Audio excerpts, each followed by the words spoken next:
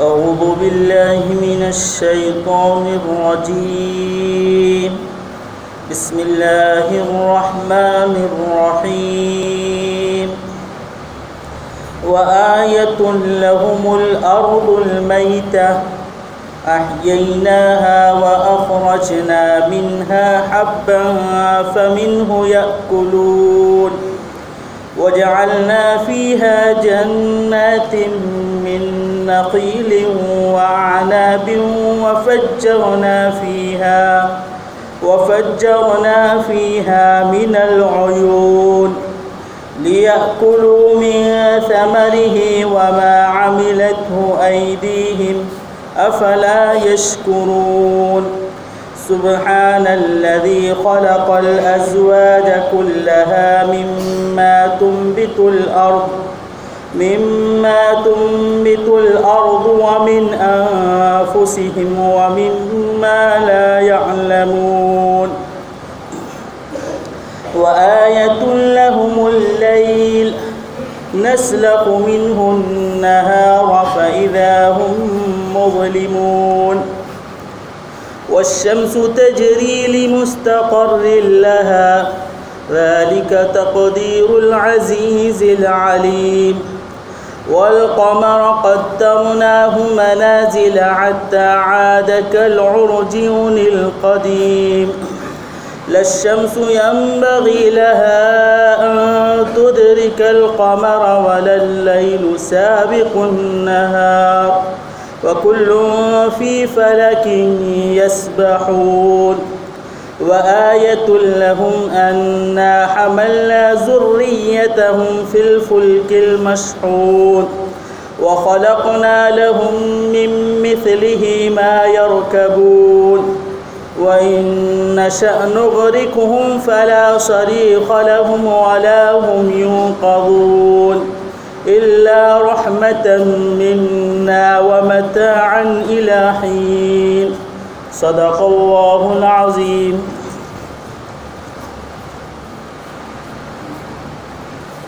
اور ایک نشانی ہے ان کے لیے مردہ زمین، ہم نے اس کو زندہ کیا اور ہم نے نکالا اس میں سے اناج، سو اسی میں سے وہ کھاتے ہیں. اور ہم نے بنایا اس میں کھجور اور انگور کے باغات اور ہم نے بہایا اس میں چشمے تاکہ وہ کھائے اس کے میوے. اور ہم نے نہیں بنایا اور اس کو نہیں بنایا ان کے ہاتھوں نے، پھر وہ شکر کیوں نہیں کرتے. پاک ہے وہ ذات جس نے پیدا کیا جوڑے سب چیزوں کے، اس قسم میں سے جو اگتی ہے زمین سے اور اس قسم میں سے جو ان کے خود کے ہیں اور اس قسم میں سے جس کو وہ نہیں جانتے. اور ایک نشانی ہے ان کے لیے رات، ہم نے اس کو کھینچ دیا اس کو دن سے، سو وہ اندھیرے میں رہتے ہیں. اور سورج چلتا ہے اپنے ٹھہرے ہوئے راستے پر، یہ سادہ ہوا ہے زبردست جاننے والے نے. اور چاند ہم نے اس کو بانٹ دیا منزلوں میں، یہاں تک کہ وہ لوٹتا ہے پرانی ٹہنی کی طرح. سورج کو نہیں ہے زیبا کہ وہ پکڑ لے چاند کو، اور نہ رات دن سے آگے بڑھ جائے، اور ہر ایک اپنے چکر میں پھر رہے ہیں. اور ایک نشانی ہے ان کے لیے کہ ہم نے اٹھایا ان کی نسلوں کو بھری ہوئی کشتی میں، اور ہم نے پیدا کیا ان کے لیے کشتی ہی کے مثل ایسی چیزیں جس پر وہ سوار ہوتے ہیں. اور اگر ہم چاہتے تو ہم ان کو ڈبا دیتے،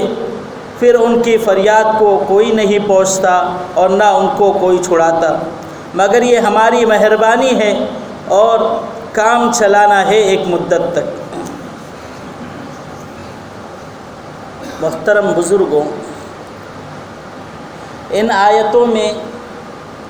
اللہ رب العزت مشرکین مکہ اور کفار مکہ سے اپنی قدرت کی نشانیوں کو بتلا رہے ہیں کہ جو زمین کے اندر ہے، جو آسمان میں ہے، جو آسمان اور زمین کا اور جو دنیا کا نظام جس ڈھنگ سے چل رہا ہے اور اللہ چلا رہے ہیں، اللہ تعالیٰ نے ان آیتوں میں اپنی قدرت کی نشانیوں کو بتلایا ہے کہ یہ مشرکین مکہ اور کفار مکہ جو توحید کا انکار کرتے ہیں، اللہ کے ایک ہونے کا انکار کرتے ہیں اور رسول صلی اللہ علیہ وسلم کی رسالت کا انکار کرتے ہیں، وہ یہ سمجھ لے کہ یہ سارا نظام ایک اللہ چلا رہا ہے اور وہی اللہ اس نظام کو چلا رہا ہے، اسی کی طاقت ہے، اسی کی قدرت ہے، اس کی طاقت اور اس کی قدرت کے بغیر یہ نظام چل ہی نہیں سکتا، اور یہ جن بتوں کی پوجا کر رہے ہیں یہ تو اس لائق ہے ہی نہیں۔ تو یہ نشانیوں کو بتلا کر اللہ تعالیٰ مشرکین مکہ کو یہ دعوت دے رہے ہیں کہ وہ اپنے رب کو جو تنہا ہے اس کو تسلیم کر لیں، اور ہمارے لیے بھی اس میں عبرت کی چیزیں ہیں، درس کی چیزیں ہیں کہ ہم خود بھی بلکہ ہر انسان جب اس نظام کائنات پر غور کرے گا، اللہ کی قدرت کی نشانیوں پر غور کرے گا، تو خود دل اس بات کو تسلیم کرے گا کہ کوئی رب ہے جو یقیناً ہمارا خالق اور مالک ہے، اسی کی ہم کو عبادت کرنا ہے اور وہی عبادت کے لائق ہے، ہم اور آپ کچھ نہیں کر سکتے، کہ دنیا کے تمام انسان یہ محتاج ہے اور غنی اور خالق اور مالک وہ ایک ذات ہے جو اللہ ہے، اسی کو ہم کو پوجنا ہے۔ یہ ساری باتوں کو یہ نشانیاں بتلا کر سمجھایا جا رہا ہے کہ اگر کسی کو اپنے حقیقی رب کو پہچاننا ہے، اس کی معرفت حاصل کرنا ہے اور اپنے رب کی مرضیات پر چلنے کی کوشش کرنا ہے تو ذرا غور کر لے، عالمی نظام عالم پر ذرا غور کر لے، تھوڑا سی اگر غور کر لیا تو وہ سمجھ لیں گا کہ دنیا والوں کے بس میں کچھ نہیں ہے، یہ تو حقیقی رب ہے جو نظام چلا رہے ہیں۔ تو اللہ تعالیٰ پہلی نشانی بتلا رہے ہیں کہ اللہ اپنی قدرت کی پہلی نشانی بتلا رہے ہیں کہ یہ مردہ زمین جو آپ دیکھ رہے ہیں مردہ زمین ہے، کہ اللہ اس کو کیسے زندہ کرتا ہے، کہ اللہ نے بارش کا نظام بنایا کہ بارش آتی ہے، یہ مردہ زمین جو کچھ اگانے کے قابل نہیں تھی وہ اس کے اندر قابلیت پیدا ہو جاتی ہے کہ وہ غلہ اگاتی ہے۔ تو پھر اللہ فرماتے ہیں کہ یہ مردہ زمین کو ہم زندہ کرتے ہیں اور پھر ہم اس میں جو ہے کھجور کے انگور کے باغات اگاتے ہیں، اور اسی طریقے سے جو اناج نکل رہا ہے، اللہ تعالیٰ فرماتے ہیں کہ یہ ساری چیزیں، اور اس کے اندر جو چشمے ہم نے زمین میں جو چشمے بنائے ہیں جس سے کیا ہوتا ہے کہ کھیتی سیراب ہوتی ہے، یہ سب ہماری قدرت کی نشانیاں ہیں۔ اور پھر اللہ فرماتے کہ یہ سب جو غلہ ہم نے اگایا ہے، یہ پھلوں کو جو ہم نے اگایا ہے، یہ سب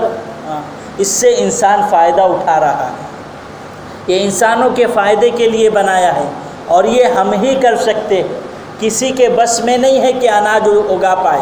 کسی کے بس میں نہیں ہے کہ وہ پھلوں کو اگا پائے، کسی کے بس میں نہیں ہے کہ وہ چشموں کو جاری کر دے، یہ تو اللہ ہی کی قدرت ہے۔ آج ہم دیکھ رہے ہیں کہ سائنس اتنی ترقی کر چکا ہے،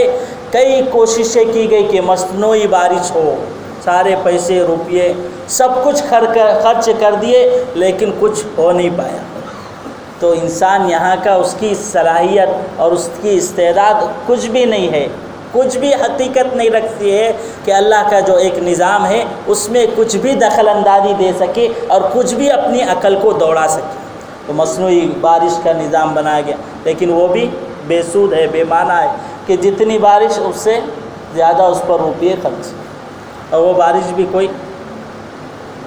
صرف وہ ہے کہ پیسوں کو لٹانا ہے اور اپنے دماغ کو چلانا ہے، لیکن آدمی یہی آخر میں تسلیم کرتا ہے کہ ہم اس نظام کو ہم اس نظام کے اندر دخل اندازی بھی نہیں دے سکتے۔ تو اللہ فرما رہے کہ انسان کیا کرتا ہے، صرف زمین کو جوتتا ہے، اس میں دانہ ڈال دیتا ہے، اب اس کو اگانا، اس کو پودا بنانا، اس کو درخت بنانا اور اس پر پھلوں کو لگانا، اس کے اندر مٹھاس پیدا کرنا، یہ سب اللہ کا نظام ہے، اللہ ہی انسانوں کے لیے یہ نظام کو کر رہے ہیں۔ تو اللہ تعالیٰ یہ نشانی بتلا رہے کہ تمہیں کیا ہوا کہ یہ ساری چیزیں، پھلوں کا اگانا، اناج کا اگانا، جس پر انسان کی زندگی کا مدار ہے، جس پر ہم دیکھتے ہیں اگر بارش نہ ہو ایک سال تو آدمی دیکھ رہے کہ بھئی یہاں ٹماٹر کتنے میں بک رہا ہے، پیاز کتنے میں بک رہے، کہ اللہ نے ذرا نظام میں نظام تبدیل کیا اور آدمی محتاج ہو گیا، پریشان ہو گیا۔ تو یہ سب اللہ کے ہاتھ میں ہے نظام۔ تو اللہ تعالیٰ فرما رہے کہ اناج ہم اگاتے ہیں،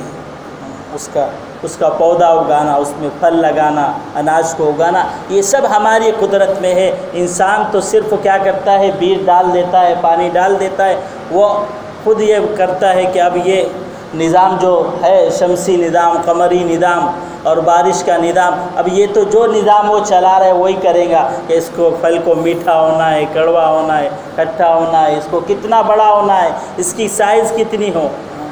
کہ بیج اچھا لگایا تھا لیکن سائز جو ہونا چاہیے وہ نہیں ہوئی، چھوٹی سائز۔ کیوں؟ اللہ کی قدرت، اس کے آگے یہ کچھ نہیں کر سکتا۔ تو اللہ تعالیٰ نے یہ نظام بتلایا اور یہ فرمایا کہ یہ ہماری نشانی ہے، ہمارے قدرت کی نشانی ہے۔ یہ نظام جو ہم نے چلایا ہے یہ ہم ہی چلا سکتے ہیں، اور انسانوں کے فائدوں کے لیے یہ سب سارا نظام بنایا ہے۔ اور انسان جس کی حیات، جس کی زندگی اسی پر ہے، وہ اناج بھی استعمال کر رہا ہے، وہ پھلوں کو بھی استعمال کر رہا ہے، وہ چشموں سے بھی فائدہ اٹھا رہا ہے۔ لیکن کیا ہوا کہ جس نے یہ ساری چیزیں اس کے لیے مہیا کی تھی، جو سارا نظام اس کے لیے بنایا تھا، وہ اپنے حقیقی رب ہی کو بھول کر زندگی گزار رہا ہے۔ ہونا یہ چاہیے کہ یہ چیزوں کو استعمال کرتا، اللہ کا شکر ادا کرتا، اپنے خالق کو پہچانتا اور اپنی خالق ہی کی عبادت کرتا، کہ پوجنے والی ذات، عبادت والی ذات وہ اللہ کی۔ پھر آگے اللہ تعالیٰ فرما رہے کہ ہم نے دنیا کے اندر جو ہے سب چیزوں کے جوڑے بنائے ہیں۔ کچھ چیزیں جو ہے زمین سے اگتی ہے، اس میں بھی جوڑے ہیں۔ یہاں تک کہ لوگوں نے تو یہ بھی بات کہہ دی کہ جو پپیتے کا درخت ہوتا ہے، جو کھجور کا درخت ہوتا ہے، اس میں بھی نر اور مادہ ہوتے ہیں، اس میں بھی نر مادہ، یعنی جوڑے بنائے ہیں، ہر ایک کا مد مقابل بنایا ہے کہ ہاں یہ نر ہے تو وہ مادہ ہے۔ اسی طریقے سے کوئی میٹھا پھل ہے تو کوئی کھٹا پھل ہے، ہر ایک کا مزہ، ہر ایک کا یہ، ہر ایک قسم کے جو ہے ایک جوڑے بنائے ہوئے ہیں، ہر ایک کا بدل موجود ہے۔ اور پھر اللہ تعالیٰ فرماتے کہ خود انسانوں میں بھی ہم نے کیا ہے، جوڑے بنائے، مرد ہے، عورت ہے۔ اور پھر اللہ فرمانے کہ ایسی چیزیں ہیں جن کی تم کو خبر نہیں ہے۔ آج سائنس ریسرچ کر رہا ہے اور یہ بات معلوم کر رہا ہے کہ ہر ایک کا کوئی بدل ہے، ہر ایک کا کوئی جوڑ موجود ہے۔ تو بہت ساری چیزیں دنیا کے اندر ایسی ہے، بلکہ اکثر چیزیں یہ ہے کہ اس کا نعم البدل موجود ہے، کوئی جوڑ موجود ہے اس کا، کہ یہ ہے تو اس کے مقابل یہ ہے۔ تو اللہ تعالیٰ یہ بھی بات بتلا کے فرما رہے ہیں کہ یہ جوڑ جو ہونا، ایک دوسرے کے مد مقابل جو ہونا، یہ کیا ہے، مخلوق کی صفت ہے، مخلوق کی صفت ہے کہ جو اللہ نے چیزیں پیدا کی ہے اس کی صفت ہے کہ اس کا جوڑ یہ ہے، اس کا جوڑ یہ ہے، اس کا جوڑ۔ اور پھر آگے اللہ تعالیٰ یہ بات بتلا رہے ہیں کہ دیکھو، واحد ذات وہ ہے کہ جس کا کوئی مد مقابل نہیں، جس کا کوئی شریک نہیں، جس کا کوئی ساجی نہیں، کہ وہ تنہا ہے، وہ اللہ کی ذات ہے اور وہی عبادت کے لائق ہے۔ اس میں رک کر ایک چیز اور سمجھ لیجیے کہ یہاں پر اس بات کی بھی تشریح مفسرین نے کی ہے کہ جو اللہ تعالیٰ زمین سے اناج اگاتے ہیں، یعنی بیج کو جو ہے اس کے کومپل بناتے ہیں اور پھر اس کو اگاتے ہیں، تو اس میں مفسرین کرام نے یہ بھی تفسیر لکھی ہے کہ جس طریقے سے اللہ اناج اگا رہے، پھلوں کو اگا رہے ایک بیج کے ذریعے سے، ایسے ہی اللہ تعالیٰ اس بات پر قادر ہے جس انسان کو اللہ تعالیٰ نے بنایا ہے اس کو دوبارہ زندہ کرنا، اس کو دوبارہ زندہ کرنا، اس کا حساب کتاب ہونا، یہ بھی اللہ اس بات پر قادر ہے۔ تو مفسرین کرام نے اس طرف بھی اس کی روشنی ڈالی ہے کہ یہ ساری چیزیں جیسے اللہ اپنی قدرت سے، اپنی طاقت سے پیدا کر رہے، کہ ایک دانہ ہے اللہ نے اس کو بڑا کیا، اس میں پھل آئے، ہزاروں دانے ہوئے، یہ کیسے؟ اللہ کی قدرت سے۔ ایسے انسان کو اللہ نے بنایا، اب اس کو موت دے رہے اور پھر اس کو جب وقت پر اس کو اٹھائیں گے، اس کو زندہ کریں گے اور پھر اس سے سوالات ہوں گے، کیسے کام کیے، اچھے کام کیے تو جنت، برے کام کیے تو جہنم کا مستقبل۔ تو مشرکین مکہ یہ بھی اس بات پہ بھی یقین نہیں کر سکتے تھے، اور یہ کہتے تھے کہ اب جو مر گیا وہ ختم ہو گیا، اب اٹھنے کا کوئی اور زندہ ہونے کا کوئی سوال ہی نہیں۔ تو سمجھایا گیا کہ نہیں، اللہ نے ایک وقت کے لیے زندگی میں بھیجا تھا، وہ زندگی صحیح گزارو، پھر اللہ دوبارہ زندہ کریں گے، پھر حساب لیں گے کہ زندگی صحیح گزری ہے یا نہیں گزری۔ پھر آگے اللہ ایک دوسری نشانی بتلا رہے کہ رات، جو ہم رات دیکھ رہے ہیں، یہ بھی اللہ کی نشانی ہے کہ ہم جب دن کو کھینچ لیتے ہیں تو سب اندھیرے میں ہو جاتے ہیں۔ اصل تو یہ اندھیرا ہے، اصل کیا ہے؟ رات ہے۔ اللہ تعالیٰ اپنی قدرت سے سورج کو نکالتے ہیں اور دن کو جو ہے نکالتے ہیں، اور اللہ اپنی زمین کو منور کرتے ہیں، تو ہم دیکھ رہے ہیں کہ دن آتا ہے۔ تو فرمایا کہ یہ رات بھی اللہ کی نشانیوں میں سے ہے کہ اگر جو ہے یہ جو نظام چل رہا ہے دن اور رات کا، ہم اس کو تبدیل نہیں کر سکتے، ہم اس کو آگے پیچھے نہیں کر سکتے، سب جو ہے اپنے وقت پر نظام اللہ یہ چلا رہے۔ یہاں تک کہ جو ہم دیکھتے ہیں کہ طلوع کب ہے، غروب کب ہے، سب ہم کو پہلے سے معلوم ہے کہ اتنے وقت غروب ہوگا، اس لیے کہ اللہ نے مقرر کر دیا ہے نظام، سورج کا نکلنا، چاند کا نکلنا، دن کا ہونا، رات کا ہونا، اللہ نے یہ نظام مقرر کر دیا، اسی کے ماتحتی میں یہ نظام چل رہا ہے، اللہ اپنی قدرت سے چلا رہے، اس میں کوئی رد و بدل نہیں کر سکتا، کوئی چاہے کہ دن پہلے ہو رات بعد میں ہو، ایسا نہیں ہو سکتا۔ تو فرمایا کہ یہ رات بھی اللہ کی نشانی ہے کہ جب رات آتی ہے تم سب اندھیرے میں ہو جاتے، اللہ اپنی قدرت سے دن جو ہے منور کرتے ہیں۔ پھر فرمایا کہ سورج جو ہے یہ اپنے ٹھہرے ہوئے راستے پر چل رہا ہے، اللہ نے سورج کے لیے جو ہے اس کے چلنے کا نظام بنا دیا ہے کہ کب نکلے گا، کب ڈوبے گا، اس کا بھی ہم کو علم موجود ہے، اس کا بھی علم ہے کہ یہ اس وقت نکلے گا، اس وقت ڈوبے گا، یہ اللہ نے نظام مقرر کر لیا، آگے پیچھے کوئی کر نہیں سکتا۔ یہاں پہ ایک چیز اور سمجھنی ہے کہ احادیث میں یہ بات ملتی ہے کہ یہ سورج جو نکلتا ہے اور نکلنے کے بعد جب ڈوبتا ہے تو حدیث شریف میں یہ بات موجود ہے کہ یہ اللہ کے عرش کے سائے میں رکتا ہے، سجدہ کرتا ہے، اور اس کے بعد اللہ سے اجازت طلب کرتا ہے کہ میں نکلوں یا نہیں نکلوں۔ اللہ اجازت دیتے ہیں تو نکلتا ہے، پھر دن ہوتا ہے۔ قیامت کا جب دن ہوگا تب اللہ تعالیٰ کہیں گے کہ جہاں سے آیا تھا وہاں واپس چلے جا، اس کو کہیں گے کہ سورج جو ہے غروب سے نکلنا، جو قیامت کی نشانیوں میں سے ایک نشانی ہے، اس وقت تو اللہ اس کو منع کر دیں گے کہ اب واپس ہو جا، تو وہ واپس ہو جائیں گا، اور پھر قیامت جو ہے اس کی نشانی ظاہر ہو جائے گی۔ اور فرمایا کہ توبہ بھی اسی وقت تک قبول ہوں گی کہ جب سورج جو ہے غروب مغرب سے نکل گیا تو توبہ قبول نہیں۔ تو مفسرین کرام نے یہاں تفسیر اس بات کی ہے کہ لمستقر لہا سے مراد یہ جو حدیث میں بتلایا گیا کہ سورج کا رکنا عرش کے سائے میں اور سجدہ کرنا اور پھر اجازت لے کر دوبارہ نکلنا، یہ اس کی تفسیر کی ہے۔ اسی طریقے سے لیکن بعض چیزیں جو ہے کچھ اشکال کی ہوتی ہے کہ اللہ کا عرش کہاں ہے، اور تو مفسرین کرام نے یہ بات بتلائی ہے کہ اس میں کئی تفسیریں ہیں، جس میں سے ایک تفسیر یہ بھی ہے کہ اللہ سورج کا جو رکنا ہے، سورج تو مستقل چل رہا ہے، سائنس تو بتلا رہی ہے، تو اس میں جو حدیث میں بتلایا گیا کہ یہ اپنے ظاہری معنی پر نہیں ہے کہ سورج ہر وقت عرش کے سائے کے نیچے ہے، اور وہ اس کا رکنا اور اس کا سجدہ کرنا یہ اللہ کے علم میں ہے، وہ کس طرح سجدہ کرتا ہے، کس طرح جو ہے اجازت طلب کرتا ہے، ہمارا تصور نہیں جا سکتا، یعنی یہ ہمارے خیالات میں یہ چیز نہیں آ سکتی کہ اس کا سجدہ کرنا، اس کا اجازت طلب کرنا، اس کا ٹھہرنا یہ اللہ کے علم میں ہے کہ وہ کس طریقے سے یہ کرتا ہے۔ بعض نے یہ کہا کہ اس کا مستقر عروج ہے کہ زوال ہے، کہ جب یہ زوال پر ہوتا ہے تو یہ اس کا مستقر ہوتا ہے کہ یہاں پر وہ بلند ہو جاتا ہے، روشن ہو جاتا ہے۔ اسی طریقے سے کسی نے کہا کہ اس کا مستقر غروب ہے کہ جب غروب ہوتا ہے یہ اس کا مستقر ہے، یعنی کسی نے مکان کے ساتھ تشریح کی کہ کوئی اس کی جگہ ہے جہاں پر اس کا وہ جا کے رکتا ہے، سجدہ کرتا ہے، پھر نکلتا ہے۔ اور بعد نے کہا کہ اس سے زمانہ مراد ہے کہ سورج یا تو روزانہ جو ہے اپنے مستقر پر جاتا ہے اور پھر نکلتا ہے، اجازت طلب کرتا ہے۔ کسی نے کہا کہ مہینے میں ایک بار، کسی نے کہا کہ سال میں اپنے مستقر پر پہنچتا ہے، اور کسی نے کہا کہ اس کا مستقر جو ہے قیامت کا دن ہے، جب وہ آخری دن جو ہے اپنے مستقر پر پہنچے گا، وہاں رکیں گا، پھر اللہ کہیں گے کہ اب واپس لوٹ جائے۔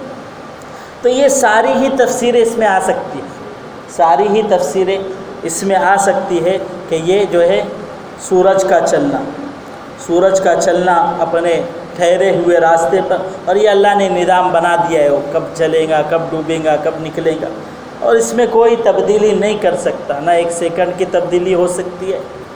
نہ آگے ہو سکتا ہے، نہ پیچھے ہو سکتا ہے۔ یہ اللہ کا نظام اللہ ہی چلا رہے ہیں،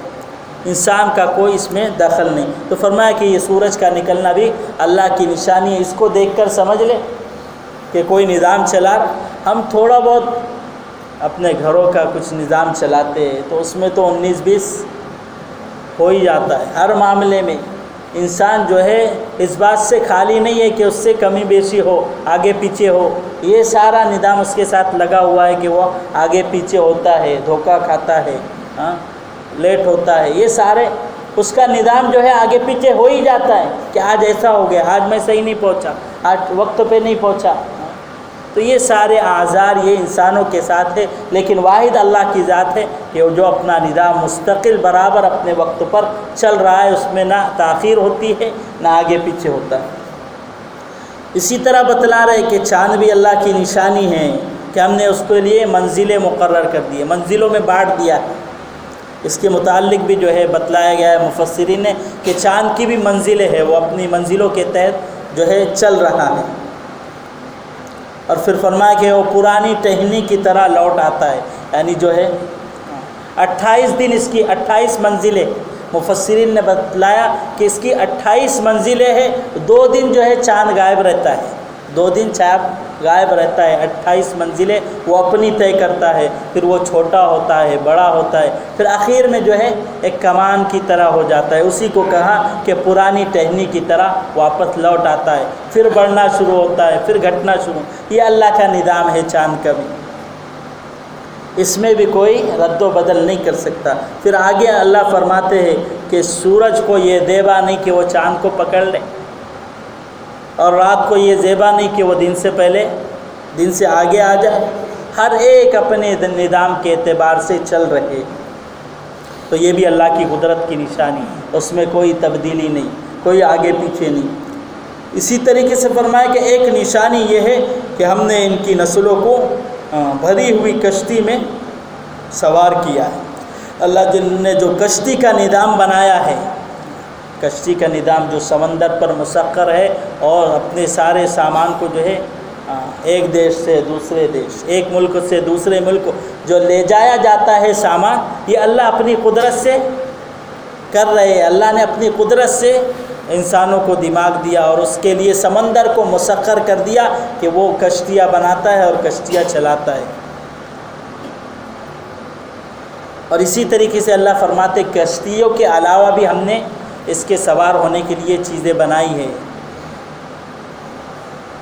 اور کیا ہے، آج ہم دیکھ رہے ہیں کہ ہوائی جہاز ہے، سارے جو ہے نیا نظام جو چل رہا ہے، اللہ نے پہلے ہی سے خبر دے دی کہ یہ سارا نظام اب آگے کیا کیا نظام ہوگا، پہلے ہی اللہ نے اس کی طرف اشارہ کر دیا کہ جس کو تم نہیں جانتے آگے کیا ہوگا۔ تو یہ سارے انسانوں کے لیے اللہ تعالیٰ مسخر کر رہے، اور فرمایا کہ یہ ہماری نشانی ہے۔ اور اللہ فرماتے کہ جو سمندر کو ہم نے اس کے لیے مسخر کیا ہے، کشتی کا نظام بنایا، اسی طریقے سے ہوائی جہاز کا نظام بنایا، یہ سب ہماری نشانی ہے۔ انسان کا کوئی بس نہیں اس میں، اگر ہم چاہیں تو ان کو ڈبو دے۔ آج حالات ہوتے ہیں نا کہ بڑا جہاز ہے، کیا ہوا کہ ڈوب گیا، تو اللہ فرماتے کہ یہ سب ہماری مہربانی سے چل رہا ہے۔ انسان نے عقل لگائی، دماغ لگایا، ساری چیزیں لگائی، لیکن جب ہم چاہتے ہیں تو اس کا دماغ، اس کی عقل سب فیل ہو جاتی ہے، اور جو ڈوبنے والی چیز وہ ڈوب جاتی ہے۔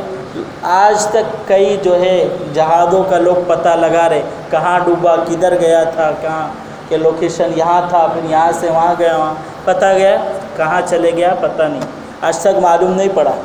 آج تک جہاز کا بھی، ہوائی جہاز بھی کہاں جو ہے حادثہ پیش آیا کہ یہاں تک تو صحیح تھا، اب اس کے بعد کہاں گیا، آج تک لوگ ڈھونڈ رہے۔ تو اللہ نے فرمایا کہ یہ ہماری مہربانی ہے، ہواؤں کو اس کے لیے مسخر کرنا، سمندر کو اس کے لیے مسخر کرنا، یہ ہماری مہربانی ہے کہ ہم ایک مدت تک اس کو جو ہے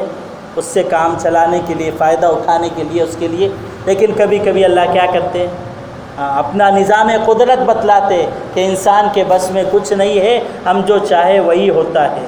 تو یہ ساری نشانیاں اللہ تعالیٰ بتلا رہے کہ ان نشانیوں پر اگر انسان غور کرے تو وہ خود یہ تصور کرے گا کہ ہم بے بس ہے، ہم بے جان ہیں، ہم کچھ نہیں کر سکتے، کرنے والی ذات اللہ کی ہے، نظام چلانے والی ذات اللہ کی ہے۔ اس اپنے خالق اور مالک کو پہچاننا ہے اور اس کی عبادت کرنا ہے، وہی حقیقی رب ہے۔ تو ان آیتوں میں مشرکین مکہ کو بھی یہی بات سمجھائی گئی، اور ہم لوگوں کے لیے بھی اس میں عبرت یہی ہے کہ ہمارے بس میں کچھ بھی نہیں ہے، ساری طاقت ساری قدرت اللہ کی ہے، اللہ اپنے نظام سے چلا رہے۔ ہمیں چاہیے کہ ہم اپنے مولا کو، اپنے خالق کو راضی کر کے زندگی گزارے، تاکہ اس دنیا میں بھی کامیاب ہو اور آخرت کی جو لامحدود زندگی ہے، جو اصل زندگی ہے، اس میں بھی ہم کامیاب ہوں۔ تو ہر وقت جو ہے بندوں کو چاہیے کہ ہم ان آیتوں پر، ان قدرت کی نشانیوں پر غور کرتے رہے، تاکہ وہ بیلنس برقرار رہے۔ کبھی کبھی کیا ہوتا ہے، سستی ہو جاتی ہے، غفلت ہو جاتی ہے۔ تو جب آدمی نشانیوں پر، اس لیے کہ بہت ساری آیتوں میں اللہ نے فرمایا سیروا فی الارض، کہ زمین میں گھومو، کہ اللہ کی نشانیوں کو دیکھو، وفی الارض آیات للموقنین وفی انفسکم افلا تبصرون۔ بہت ساری آیتیں یہ بتلا رہی کہ انسان کو جو ہے پورے کائنات کے نظام پر غور کرنا چاہیے، تاکہ اس کا یقین بڑھے کہ اللہ کیسے خود قادر مطلق ہے، اللہ کی طاقت کیسی ہے، اللہ کی قدرت کیسی ہے، تاکہ وہ جو ہے ایمان پر جمع رہے، دین پر جمع رہے، اور اس کی زندگی نیک بنے اور وہ اللہ کو راضی کرنے والا بنے۔ جو باتیں بتلائی گئی اللہ تعالیٰ عمل کی توفیق نصیب فرمائے، آمین۔ دعا فرما دیں۔ الحمدللہ رب العالمین، اللہم صلی علی سیدنا محمد وقوته بعدد كل معلوم لك، ربنا آتنا في الدنيا حسنة وفي الآخرة حسنة وقنا عذاب النار، ربنا لا تزغ قلوبنا بعد إذ هديتنا وهب لنا من لدنك رحمة إنك أنت الوهاب، ربنا هب لنا من أزواجنا وذرياتنا قرة أعين واجعلنا للمتقين إماما، اللهم إنا نسألك العفو والعافية المعافاة الدائمة في الدين والدنيا والآخرة۔ اے اللہ ہمارے گناہوں کو معاف فرما، خطاؤں سے درگزر فرما، لغزشوں سے، کوتاہیوں سے، کمیوں سے اے اللہ دور فرما۔ اے اللہ اپنی رضا والے اعمال کرنے کی توفیق نصیب فرما، اے اللہ اپنی رضا والے اعمال کرنے کی توفیق نصیب فرما۔ اے اللہ نبی علیہ السلام کی سنتوں اور طریقوں پر چلنے کی توفیق نصیب فرما،